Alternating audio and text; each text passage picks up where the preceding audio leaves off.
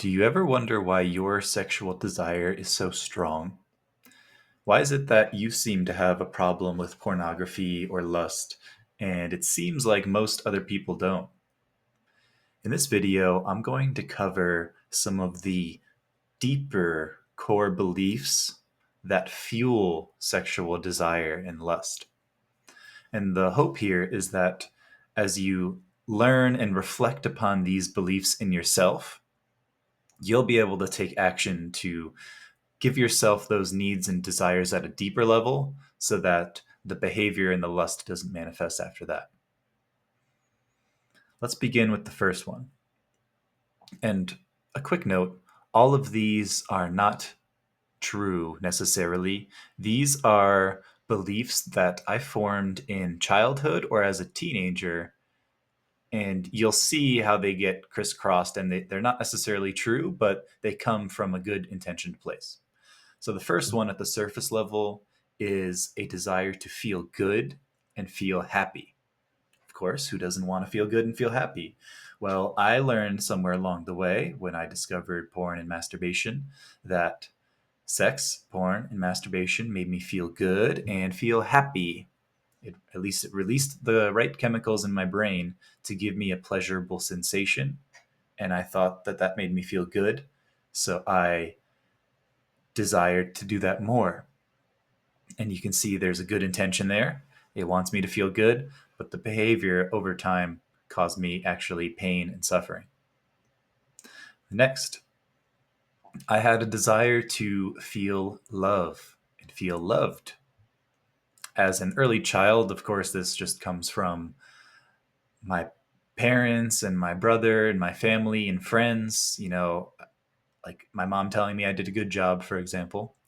But as a teenager, some of this got crisscrossed a little bit as I started to watch pornography. You hear about marriage and you hear about, you know, the stories from the movies we were watching where the man and the woman live happily ever after. And then I started watching porn and I see all this sex, and it got wired in my brain that if a woman has sex with me, then I am loved at some level, or if it means that she loves me if she wants to have sex with me was maybe how it came through in my mind. Again, not true, of course, but this is how it showed up when I went at a deeper level and looked inside. That was what was programmed into my mind. Next, there is a desire to be esteemed, respected, to fit in, and to belong. Especially as a young teenage boy, I wanted nothing other than to be cool and to be accepted. And as like a 12 and 13-year-old, there was nothing cooler in my mind than someone who had sex or was getting some action. There was like a rumor that some guy got a blowjob once, and I just thought he was the coolest person ever. I heard that my cousin told me when he first lost his virginity, and he was much older than me, but I was like 12 or 13, and I thought he was so cool because he had sex with someone. And I was like, I want to do that. That will make me cool.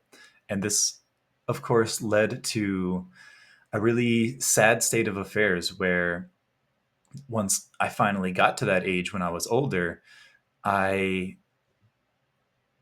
was only focused on that. It was like, I need to lose my virginity because then I'll be cooler than my friends who haven't lost it yet. I want to be the first one to lose it because that makes me cooler and they'll respect me more and I'll fit in and I'll belong. And even later down the line, it was like, I want to have a lot of sex and then brag to my friends about all the women I'm sleeping with because then they'll think I'm cool, they'll respect me, and I'll raise up in the social hierarchy. Again, these are not true, of course, very misguided, but this was fueling a lot of my sexual desire, lust, and cravings.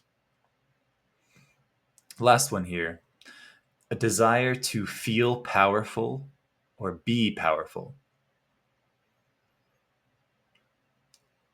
This was wired into my brain specifically from pornography. I feel like those scenes where a woman has this exasperated look on her face by seeing some giant penis. And so I associated power with having a big penis. And then specifically when they begin to start their scenes or whatever, and the man first enters, and the woman makes this huge face or a gasp or a sound, I latched onto that at some level subconsciously. And so I was chasing that in my life.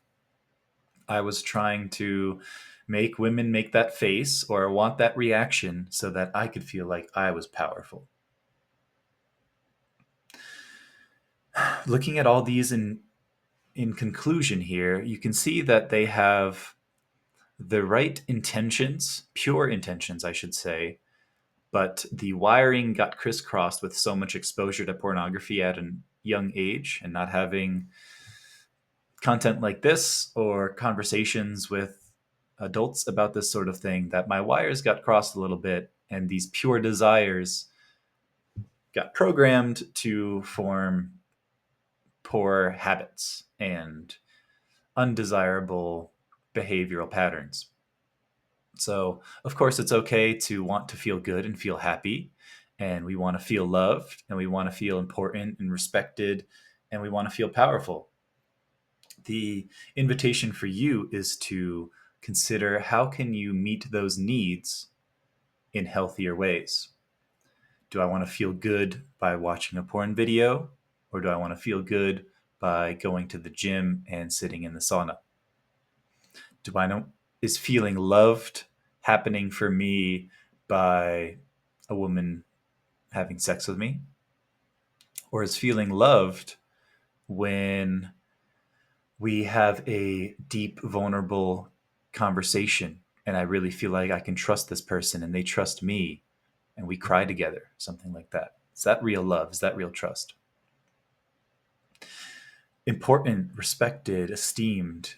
Do I get those feelings by being the first one to lose my virginity or bragging to people about my one night stand?